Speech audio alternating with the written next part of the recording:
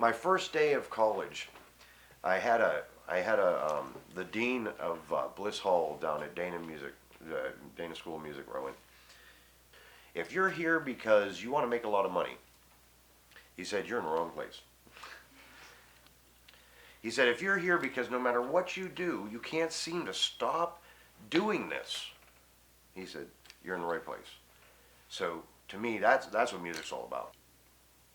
That's the question. When you're up there performing, why are we doing this? Why do all of us musicians have this desire to play some variants of musical notes, sounds, silences? Why are we doing this? It's almost psychotic. Really, I think it comes down to why you can't not do it.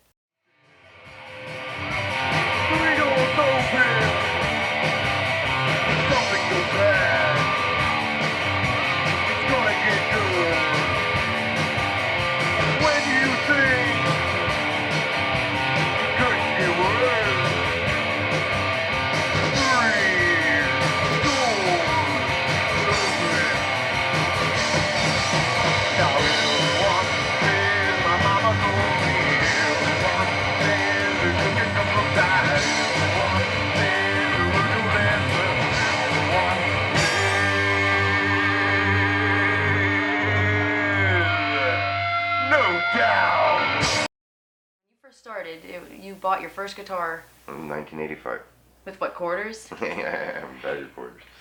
And he started playing. He sat down and said, what could I do for the rest of my life? You don't ever want to do something where you're not going to have passion and enjoy it every day of your life. You don't want to get stuck in what everybody else wants you to do. So, he always made me believe this from this, because he sat down and said, what can I do every day of my life and just be happy about it? And that's when he decided to go buy a guitar. He didn't even know how to play guitar. What'd you tell that guy? I had the guy play the guitars for me. He's like, and I had him check out all the guitars. I said, which one do you think was the best one? And when he picked one, I was like, that's the one I want. When I first joined the band, something that was kind of funny was I grew up myself as mostly hip hop. And I graduated in 2006, so that's all that was on the radio was hip hop and rap, and I was into that for a little while, and then I got into, and I don't know if this was my trying to strike out against my parents type of thing, which how do you do that when your dad's a metal guitarist? But I got into really, really hard death metal, and Angela Gassow and Arch Enemy. And I brought the heavy into him, and I was like, come on, we gotta listen to this, we gotta listen to that. And he's like, more into the old school metal, and the old school, metal to him is still Black Sabbath. And he's like, I don't understand why this, this difference, why people call us, because people call us metal with the electric stuff we do, and he still says he's blues on acid. When I first started playing, there was I used to go to a music store all the time in Lynn, Massachusetts, because I lived in the city of Sin in Lynn, and there was a guy that taught at Berkeley that he had a record store around the corner from me. So I worked at an ice cream place, so on Fridays I was off, and I would go in, I'd pick up my paycheck, and I'd stop in and pick up a new tape, and then I would take the trains into the city and hang out with all the subway musicians for the day, and I'd buy something. I'd go to a music store, usually Boston Music or someplace downtown, Wurlitzer Music, I don't know if they're open anymore, and I'd buy something, and then I'd hang out with the musicians and down in the subways and getting coffee with them and stuff, and like just getting the vibe of it and everything, and then I would come home. And he said one day he walked in, and the guy that would normally give him these blues tapes all the time wasn't there, and he gave him Ride the Lightning. There was this young kid, a young metal guy, and he was like, what is this? He was like, I don't like this metal stuff, but he took it home and listened to it, and Fade to Black was probably where most of Sculler's Bane comes from. Well, actually, when I came back from Massachusetts, Jim actually came over, a photographer, and he was like, oh, you got Ride the Lightning. I was like, oh, that. I was thinking all that nasty tape that kid gave me, I couldn't stand that stuff. It was nothing but noise, but he put it on and he was listening to it, and Fade to Black came on.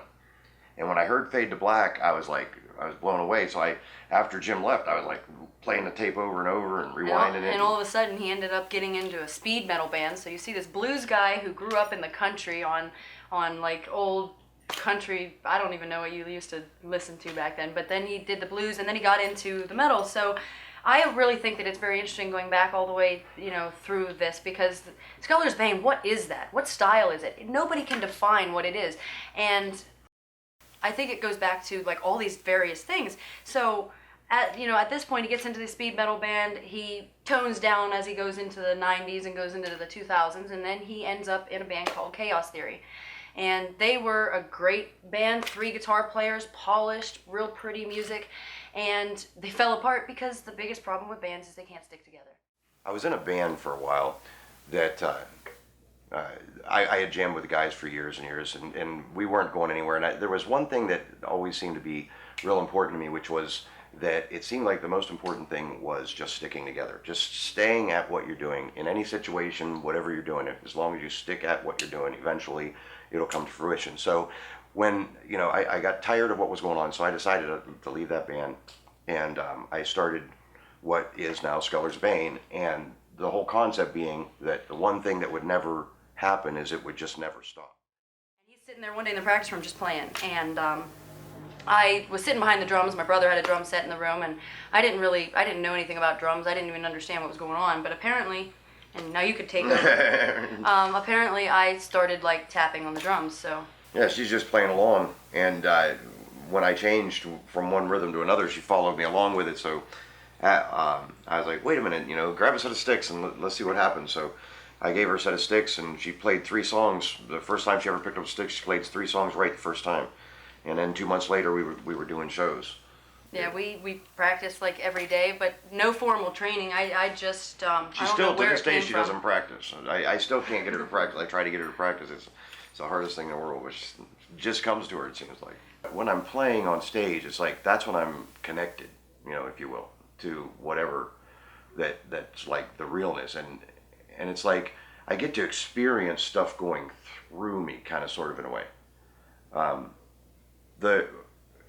I've got the construct of what the songs are that I'm playing and what my ideas are, but once I get in there and I get locked in, it's almost like as if I always think of it like surfing, and you're just trying to stay on the board and hope it all goes well, and just going along for the ride. And it's interesting sometimes when you get in that zone where it seems like nothing you can do could be wrong, and it just makes you feel like you're just connected to the oneness of everything, kind of, in a way.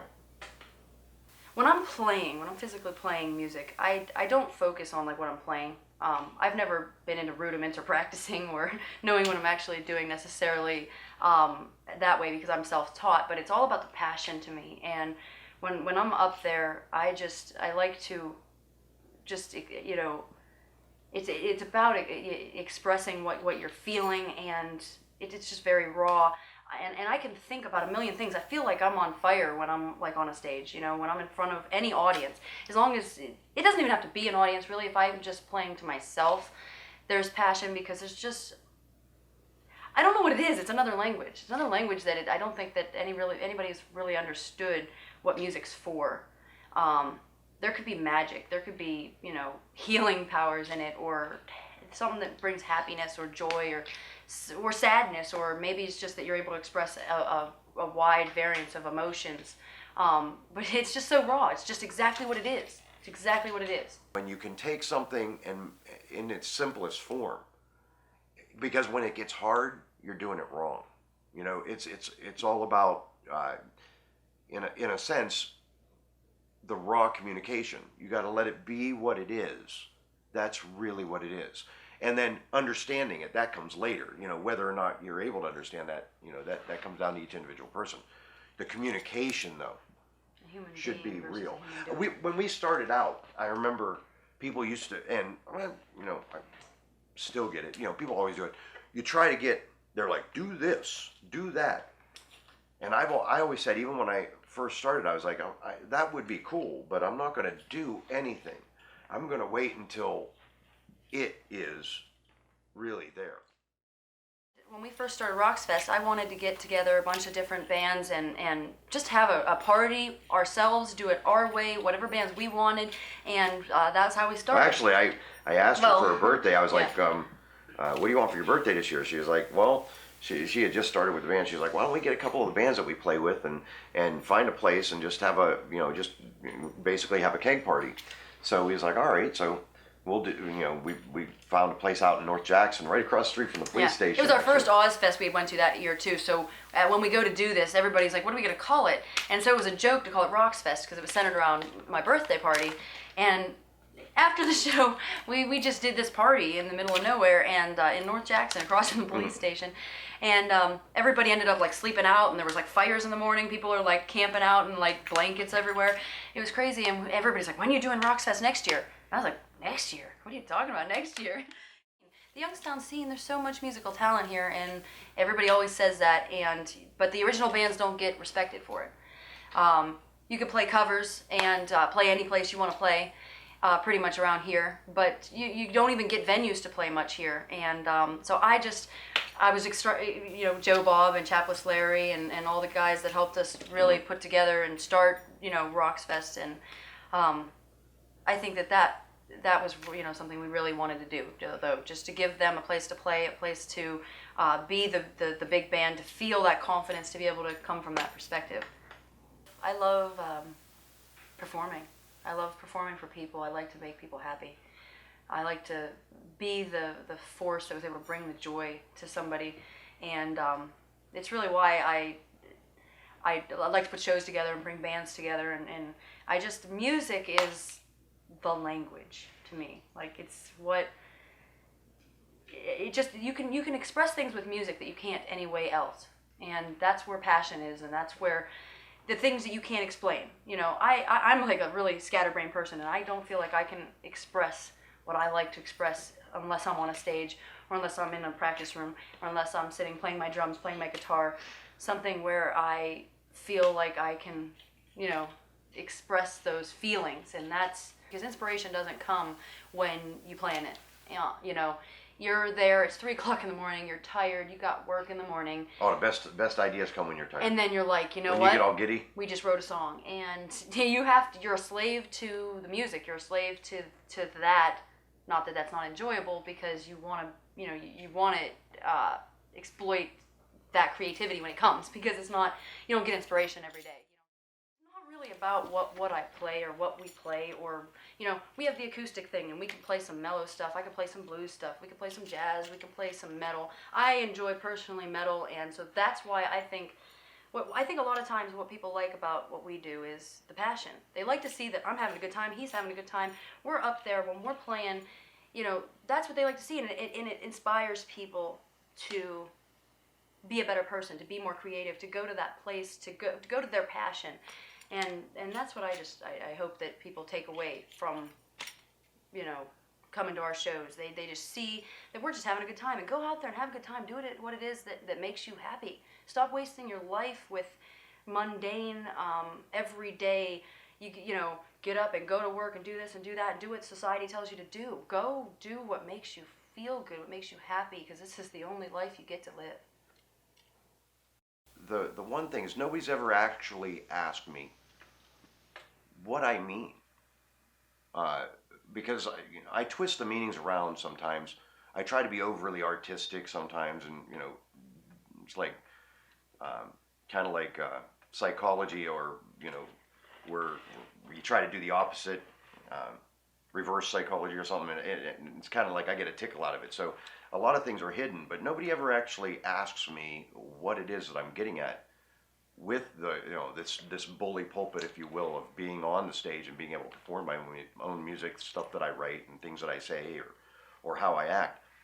So maybe curiosity would be the main thing, to have somebody truly curious as to what it is that what I'm getting at, because they're all parts of a whole. It's not really just the entertainment. There is something deeper that, I think it's important that you build up what it is that you value in life, what makes you happy. You find that thing and you just wholeheartedly go after that thing. And you gotta, because all that matters is, are you happy? And music brings happiness to me, and I hope that if anything, I can show them my happiness and hopefully bring happiness to somebody else.